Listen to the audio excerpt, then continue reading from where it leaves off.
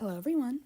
This is the reading of 2 for 1 Special by Half a Gone Milky Way and read by Poltergeist.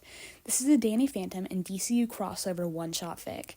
The rating is teen and some tags include mistaken identity, Clark Kent being able to perfectly impersonate Bruce Wayne, and kidnapping. This is also a gen fic, meaning there are no romantic relationships. And so, without further ado, please enjoy this fic. Here's the summary. While in Gotham, Clark gets mistaken for Bruce Wayne. He's not alone in his dilemma, however, because a teenager by the name of Danny is also mistaken to be Tim Drake. At least Clark's having fun with his new fellow captive. This is the fic.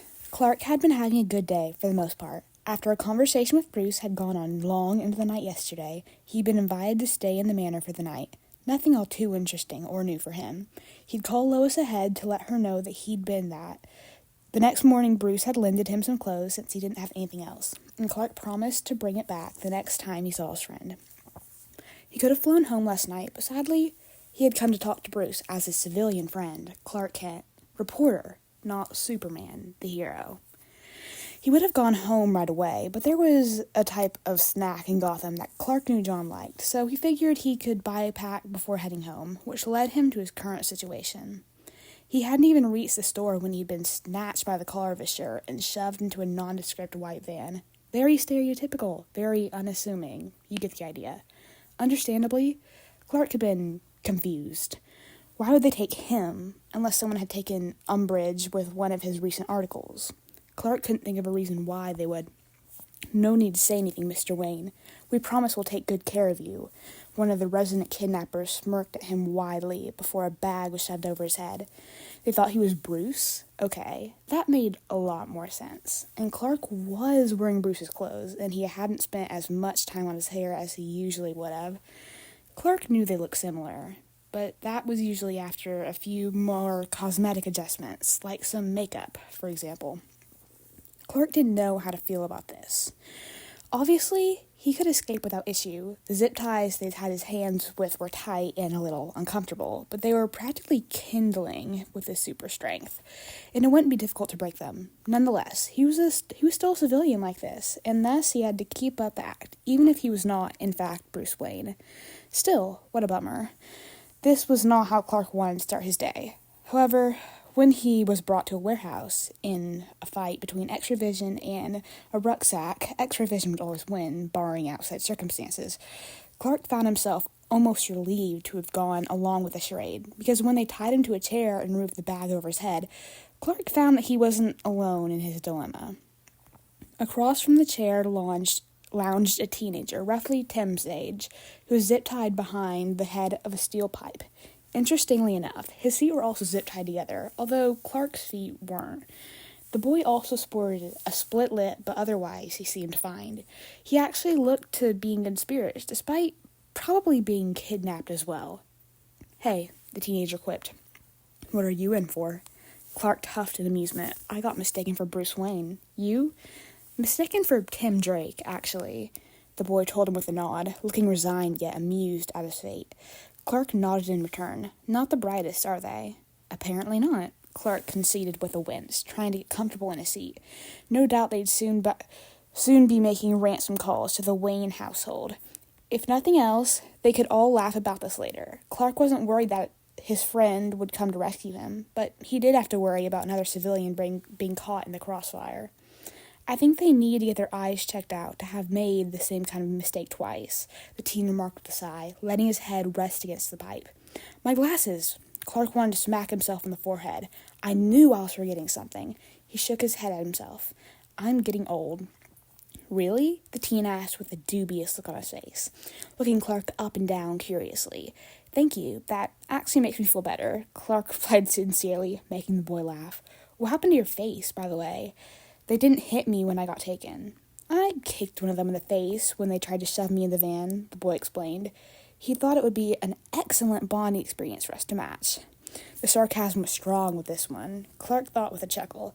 It did explain why they'd zip-tied his feet together, though.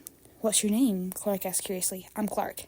"Danny," the teen told him with a smile. "Wait, Clark Kent? The reporter?" "At least someone recognizes me," Clark muttered under his breath, and Danny cackled. There was a call on the home phone. That did not happen often, and so Alfred went to pick up the call. "Hello, this is the Wayne household. Alfred Pennyworth speaking." "Hello, Mr. Pennyworth." A man greeted in return. "I'm going to need you to listen very carefully." Alfred blinked once, recognizing the intent and leer in his voice. "We currently have your boss, Bruce Wayne, in our custody, including one of his boys, Tim Drake. If you want their safe return, you'll have to answer our demands. Capiche?" Slowly, Alfred looked over into the dining hall, where Master Bruce chatted quietly with Miss Cassandra, while Mr. Tim sat bent over a plate of food, looking as if he could fall asleep at any moment. Alfred drew his attention back to the phone. "I understand completely. This is a ransom call, correct?" Now that caught the attention of everyone in the dining hall. "However, I am not in the position to gain access to any funds. Would you prefer to speak with Mr. Richard Grayson instead?" The other members of the Wayne family now looked over at Alfred with rapt interest, glancing between themselves, even as Alfred continued the phone call, writing notes on a piece of paper as he did so. "1 hour? I understand," Alfred finished saying, and then the call seemed to have been cut off. Alfred turned back to them, saying, "It appears that Master Bruce and Master Tim have gotten themselves kidnapped." The family butler only just concealed a grin of amusement at the remark, no doubt doing so since, as it appeared, there were 2 people who'd been taken by mistake. That was a serious matter, disregarding how amusing the context was. "Clark left this morning. They must have gotten him instead," Bruce muttered to himself, mind already going into overdrive, even as Alfred handed him over a piece of matter detailing the demands and other background noise Alfred had been able to pick up. "But who did they snag thinking was me?" Tim asked in confusion, now much more lucid. "Let's find out," Dick crowed before shoveling down his throat and rushing out the door. Maybe Dick was just a little too excited by this, but hey, who knows? Maybe they'd get a new sibling by the end of this.